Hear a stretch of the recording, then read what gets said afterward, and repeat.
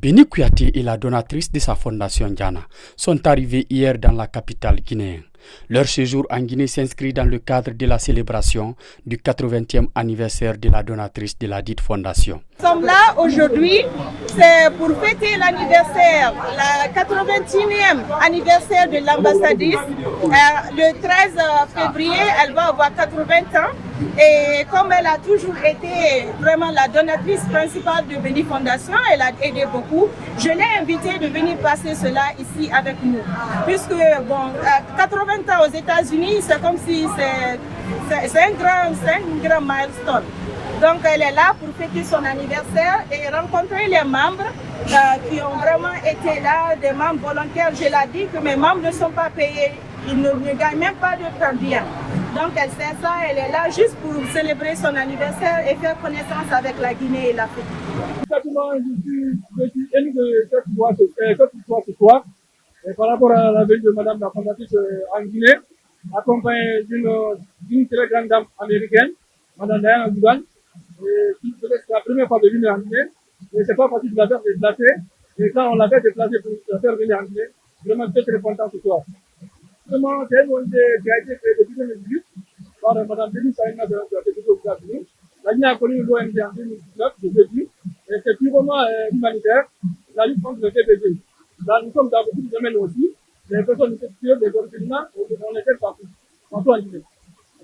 À sa descente d'avion, elle a été accueillie par les membres de la fondation Béni Fondation à travers les traditionnels pas de danse qui caractérisent une émotion vivante chez Diana, la donatrice principale. My first inspiration was meeting Benny, and my husband was dying of cancer, and she was coming dark outside, and I opened the door, and there was nobody there. And then, Résumé, ce que Madame l'ambassadrice voulait dire, comme vous avez demandé ses raisons, ses sentiments par rapport à ses aides pour les victimes et tout ça, elle a dit que ça commence d'abord par...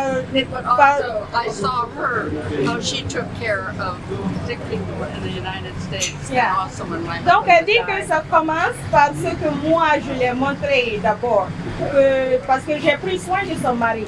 Son mari, ces derniers temps en vie, j'étais l'infirmière pour son mari. Donc elle dit que son premier constat était d'abord de qui j'étais, qu'est-ce que j'ai fait, ce que j'ai fourni pour elle. Et cela l'a donné beaucoup de passion, beaucoup de sentiments et de reconnaissance pour tout ce que moi aussi était des soucis pour moi. Et l'un de mes soucis en ce moment quand je l'ai rencontrée, c'était à propos de ma fondation. Et j'étais presque prête à vraiment démissionner parce qu'il y avait trop de soucis que de travail.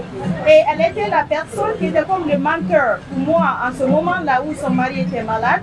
Et quand je lui ai parlé des cas de viol, comment c'était dans les pagailles, comment c'était dans les désordres et comment les filles souffraient.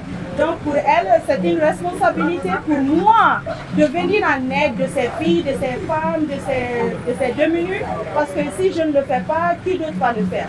Béni Fondation est une structure internationale à caractère apolitique et à but non lucratif œuvrant dans la lutte contre les abus sexuels et à toute autre forme de violence basée sur le genre. Depuis sa création, cette fondation investit plusieurs milliards de nos francs à l'endroit du monde social, culturel et éducatif de notre pays pour venir en aide aux personnes nécessiteuses et à des personnes en situation de détresse.